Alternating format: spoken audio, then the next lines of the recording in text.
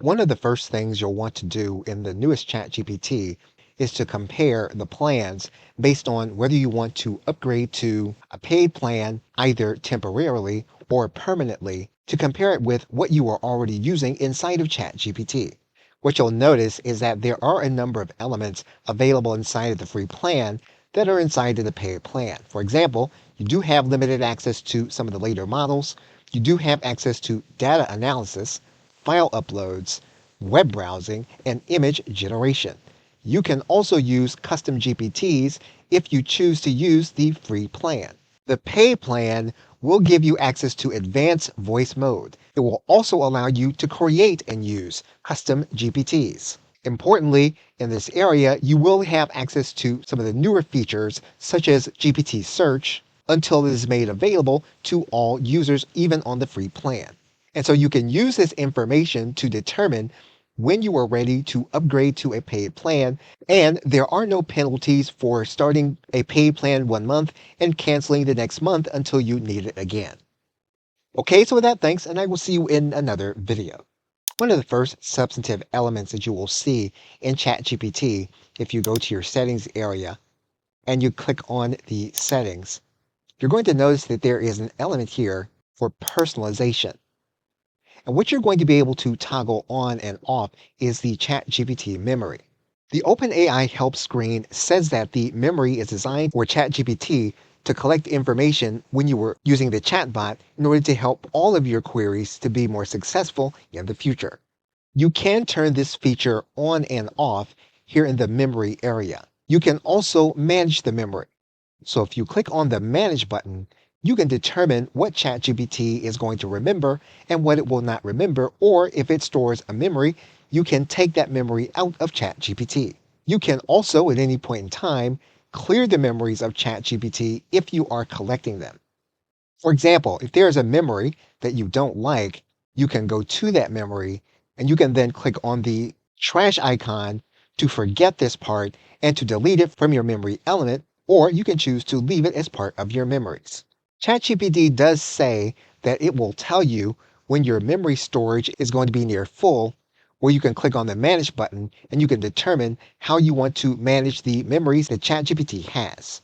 So you can use the memory setting in order to manage how ChatGPT interacts with your prompts and your queries. Okay, so with that, thanks, and I will see you in another video. Welcome back. If you go back to ChatGPT and you go to the settings area and you go to personalization, what you'll notice is that there is another element here called custom instructions, which you can toggle on and off. If you click on the toggle on and off button, you're going to see the customize ChatGPT area. And one of the changes with the customization button is that these customizations will no longer appear if you go back in time to look at a previous conversation. After the recording of this video, the last instructions for the ChatGPT custom instructions may be slightly outdated as they are stating as of 9 months ago. That means that going back in time to find previous custom instructions that you may have set for specific conversations may be difficult, and it's likely that what has taken its place is that your memory is going to be updated for specifics about how you want to interact with ChatGPT, and that your memory will apply to your entire account. When you add in custom instructions, it's good to assume that this will apply to your current conversation, and that when you toggle it off, it will no longer be an application, and that you won't be able to go back in time to see those custom instructions in previous ChatGPT conversations. In previous iterations of ChatGPT, you would be able to go back to the top of your conversation to find the custom instructions that apply to that conversation. If you intend to go back and work inside of that conversation, you'll be applying new custom instructions to the input here in this area. Okay, so that thanks, and I will see you in another video. At the bottom of every ChatGPT conversation, you're going to notice that there is a narration area where you can get ChatGPT to read aloud what it is that you have generated. And so if your learning style is more auditory, you can control how ChatGPT delivers the information that it generates for you. You do have control over the voice that reads to you.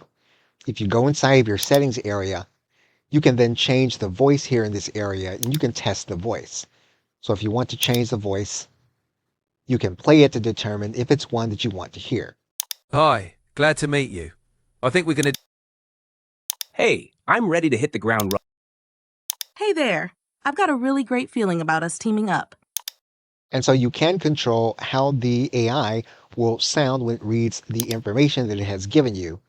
And if you click this element, you will get the AI to read aloud. ChatGPT, developed by OpenAI, has rapidly evolved since its initial release, with significant advancements shaping its future trajectory. Multimodal capabilities. In May 2024, OpenAI introduced GPT. So you can get ChatGPT to read aloud and you can take in the information using auditory. That's important to note that when you have this audio being read to you, that ChatGPT read aloud audio is a feature designed for non-commercial use only, and that this is stated in the terms. So this is not something that you want to use in order to record to use in your commercial projects. Okay, so with that, thanks, and I will see you in another video. Welcome back. Depending on which version of ChatGPT that you have, you will see in some of your searches that there will be a sources element. You will also see sources in some paragraphs where ChatGPT picked up the information in order to deliver to you. This is the use of part of its search feature. And in some cases, you may find that ChatGPT will utilize search in order to keep you from hallucinations, even if search is not toggled on for that conversation. When you are starting a new conversation, you can toggle on the search element. And again, this is a new feature, typically inside of the paid account, depending on when you're seeing this. However, it could quite be possible that you could be seeing this as part of the free plan, depending on when you're watching. You can turn on the search element by clicking Search the Web. When you click Search the Web, you can use ChatGPT as you would any other search engine. You will notice that when you are using ChatGPT as a search engine, that you don't have available to you the ability to upload files as part of your search. If we turn off search for this particular query, we then have access to be able to attach a file to upload as part of our query. Going back to the search engine, we can turn it on and we can then use ChatGPT as a search engine. And once you write in your query, you can then click enter. And what you will see is that when ChatGPT delivers the results to you, it will deliver sites in order to answer your query. If you click on this sources element at the bottom of your search, you'll typically see on the right side panel an element that says citations. You will then have those citations available directly to you. You will also see, if you scroll down under the citations, search results. So the citations will typically refer to the elements that you see on your main screen, and the search results are available here in the right side panel. Links are clickable outside of ChatGPT by clicking on the link designations. And you will then have access to the information in your browser. And it's possible that you may want to go back in time to determine how you have searched and what you have searched for. And there are two ways to do it inside of ChatGPT. And we will look at that in the next video. Okay, so for that, thanks, and I will see you in the next video. Welcome back. One of the newer features of ChatGPT that could be underrated is the ability to search your conversation. If you unhide your sidebar, you will then see the magnifying glass for the search. And to search your ChatGPT, either for searches that you've done or previous conversations in chat that you've done, you will then be able to go to this element to click on Search the Chats. You can also click Control K. You may see suggestions here in this area, but what you can also do is you can write in what you think your search was.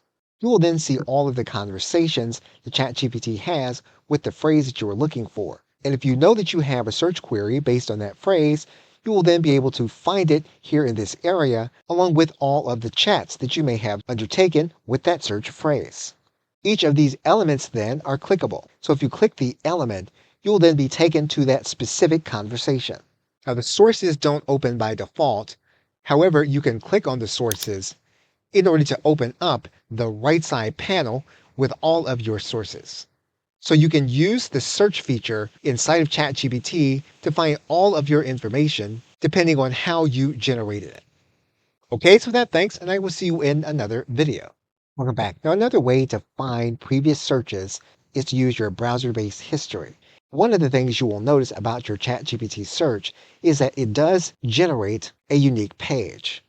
It means then that if you go to your history and you type in the title of the search query, you will be able to find it inside of your browser history. You will also see the OpenAI icon indicating that this is a ChatGPT search. And depending on which browser you have available, you can go to your favorite web store and you can look for ChatGPT Search Browser extension. And by adding the extension, you will then be able to use ChatGPT as your default search engine. And by turning the extension on, you will be changing the default search engine to ChatGPT. That means then when you go to your address bar and you're typing in search, you will then be basically entering a search query into ChatGPT. You can type your query in, and when you type in the address bar, your address bar will send you to ChatGPT search. Okay, so with that, thanks, and I will see you in another video. There is a difference between ChatGPT search and a regular query in ChatGPT. We can take the exact query, we can copy it, and what we can do is we can then open up a new query and then turn off search. So in this case, we're going to start a new chat. We're going to make sure search is turned off, and we're going to write in our query for ChatGPT. You will typically notice different results. You will also notice that you still have sources. So if you have ChatGPT search available, ChatGPT will still use ChatGPT search to assist you in the process of bringing you results without hallucination. So you will want to note the difference between the two searches, and you'll want to determine which one will be more useful for you. In one search, ChatGPT search is used explicitly, meaning that it's used as a search engine with chatbot capabilities. The other way to use ChatGPT search is to use ChatGPT as a chatbot, which is empowered by ChatGPT search. Another main difference between this kind of query in ChatGPT and the search query is that we do have the file upload element available to us here for this particular conversation. So if you have document-based information that you want to upload to interact inside of this conversation, you can do that with a chatbot query, whereas you cannot do it with a search query. Okay, so with that, thanks, and I will see you in another video. Welcome back. The file upload area here in ChatGPT now has available to it what is called vision. That means that if we upload an image or diagram here in ChatGPT, ChatGPT can use its AI to determine the content and the significance of what you have uploaded. For example, we have uploaded 3 images. We are now going to ask ChatGPT first to describe the image and then to describe their significance. So as you can see, ChatGPT will be able to determine what is happening in your image, as well as to answer your query about the entire image. We can also upload an MP4 video. We can ask the same question. So once we've uploaded the image, we can turn on search, and we can then ask more specific questions. Now, in this particular case, ChatGPT did not get the platform correct, but it did make a guess that is close. We can toggle the search back off. We can attach more files. We can upload more images. We can then toggle on search, and we can ask more up-to-date and specific questions. So you can upload images. You can then toggle on search to get up-to-date information about the images that you have uploaded. Okay, so with that, thanks, and I will see you in another video. Welcome back. ChatGPT can also see, using vision, videos. We can click on this new chat. What we're going to do here with this file attachment is we're going to upload an MP4 video. Now, depending on when you see this video, it's a good idea to determine what capabilities ChatGPT has with the video and what you can ask it to do. This is going to change over time. So the capabilities that you see in this video may differ from those that you have available to you. So we're going to give ChatGPT a structured prompt, and we're going to ask ChatGPT what we can do with this MP4 video. So once you have your list, it's a good idea to begin practicing what you can do with the MP4 video by going through each of these elements. For example, we're going to take one prompt, and we're going to copy it, and we're going to add this prompt to ChatGPT, and we're then going to click enter. And ChatGPT will begin the analysis of your file to do the work. And so we will then iterate with the chatbot with its initial response, and ChatGPT has provided what we have asked. You can then click on this element. And just as we have requested, we have a snapshot from a key point inside of the video. Okay, so with that, thanks, and I will see you in another video. Welcome back. You can test different output formats with ChatGPT. Assuming that we go to this list, one of the things that we could do if we wanted to output this content is we could go to the conversation with this list. We could hover here at the bottom of the conversation, and we can copy it. We can then place this information inside of our word processing document. What we could also do is we can ask ChatGPT to output the information inside of a specific element. So we're going to ask ChatGPT to take that list. We're going to ask it to output the list in Microsoft Word. We're going to ask it to be fully formatted for a professional audience. We're then going to click Enter. ChatGPT will evaluate whether it can do what it is that you are asking it to do, and you will see that ChatGPT will attempt to do what you have asked. We can then click on the element. We probably could be more specific in what we ask ChatGPT to output. As you can see, ChatGPT will attempt to output the information in the format that you have asked. So we're now going to ask for another list, and we're going to ask for the same treatment that we received with the lesser form of the information. And ChatGPT will now attempt to do what we have asked it to do. And you now have your list output into a format that you want. Okay, so with that, thanks, and I will see you in another video. Welcome back. Now, based on the last video, we were able to output information from ChatGPT into Microsoft Word. We went back to ChatGPT and we requested that ChatGPT format the information into a Google Doc. However, ChatGPT stated that it was unable to do this as of the recording of this video. However, we did notice that ChatGPT did provide download files of all of the snapshots that it extracted from the video that we originally uploaded. So we made a non-structured request of ChatGPT. In our non-structured request of ChatGPT, we asked ChatGPT to take each snapshot, place it inside of a PowerPoint to make that snapshot the slide, and then to produce one document. And ChatGPT was able to produce the document that we requested. So we can output various forms with the information that ChatGPT gives us. We can even start with a source document and extract information to place inside of the formatting that we create. Okay, so with that, thanks, and I will see you in another video. Now, depending on when you're seeing this video, there is a new model with ChatGPT that is currently in beta format. In order to see that model, what we're going to do is we're going to start a new chat. We're then going to go to the model selection area. We're going to select the drop-down menu. You're going to see that after the recording of this video, ChatGPT 4o with Canvas is in beta mode. We're going to turn on ChatGPT 4o with Canvas. What you'll notice is that ChatGPT 4o with Canvas does not have search available in order to use with the platform. Canvas is for generation and creation purposes. To demonstrate this, what we're going to do is we're going to ask ChatGPT for specific output. We are going to semi-structure a prompt, and we're going to ask ChatGPT to create content as we would with any other model. We'll now click Enter. What you're going to see is that ChatGPT is going to open up a document here.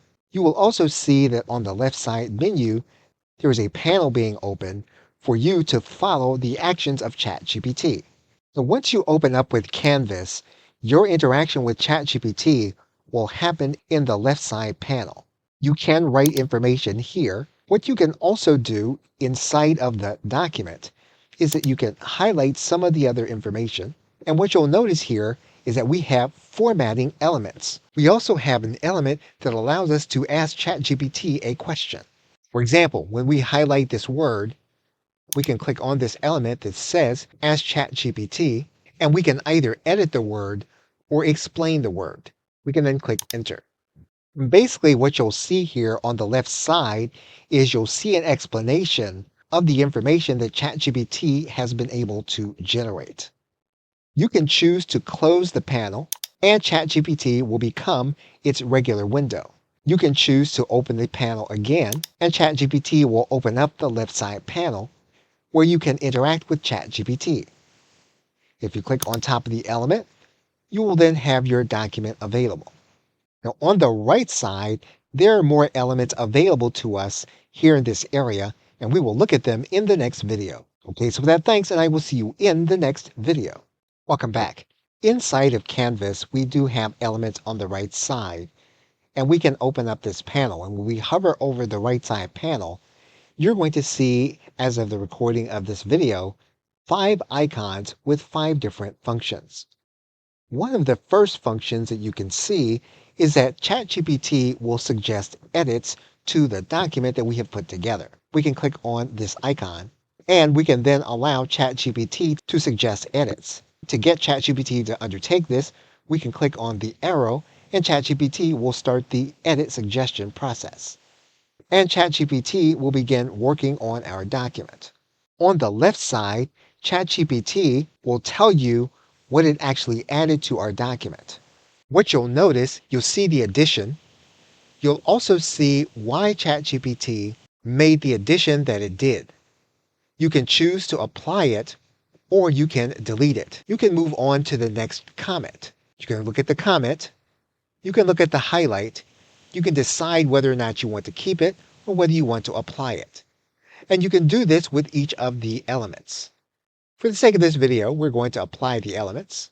We're going to click on the next element and apply it. We're going to click on the next element and apply it. We're going to click on the first element and apply it. So we've now made all of the changes suggested to us by ChatGPT in Canvas. And we should have a strengthened document. Okay, so with that, thanks, and I will see you in another video. Welcome back. With our Canvas panel still open, we can hover over the right side. And the next element up, you can see that we can click on it in order to adjust the length. We can click on adjust the length. And what you're going to see is that you have a slider bar that allows you to either keep the current length to make the document shorter by pulling the slider bar down, or to make it longer by sliding the slider bar up. We are going to choose to make the document longer. And we're going to leave the slider bar here in this area.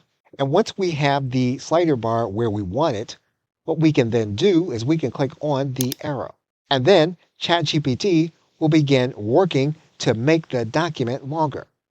And what you'll notice then on the left side menu is that ChatGPT will tell you how much it attempted to lengthen the document by. So in this particular case, it states that it lengthened the document by about 50%. It talked about how it lengthened the document and what was actually added to it.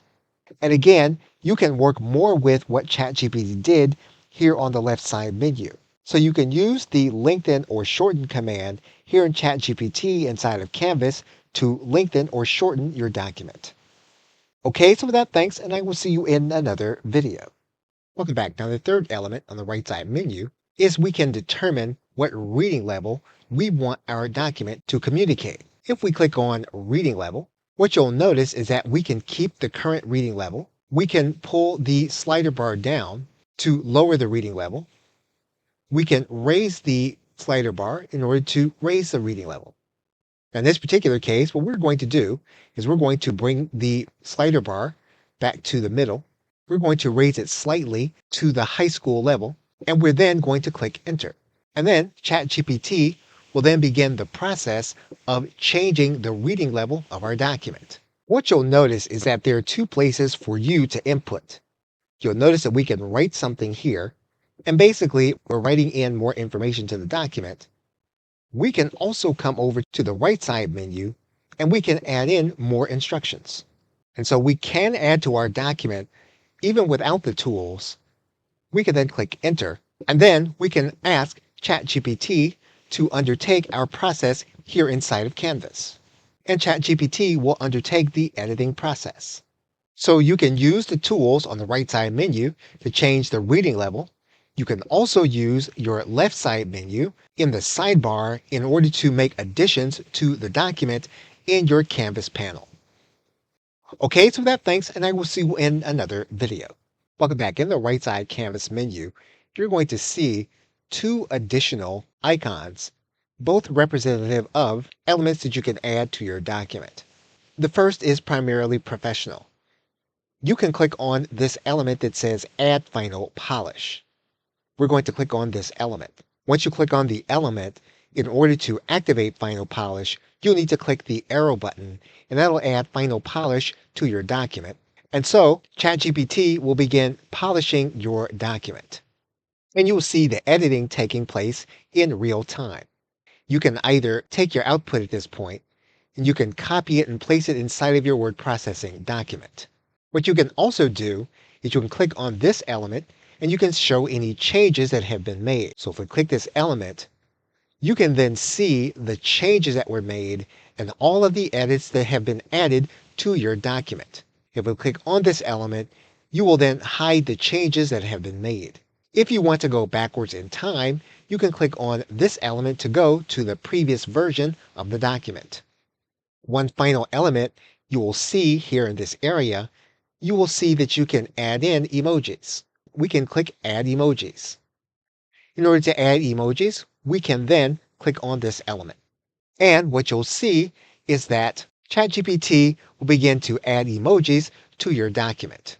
And you will see the editing taking place in real time. In general, ChatGPT will summarize the work that it did. You can also click on any of these specific elements and you can delete them if you want to delete them from your document. You can also notate the changes that have been made.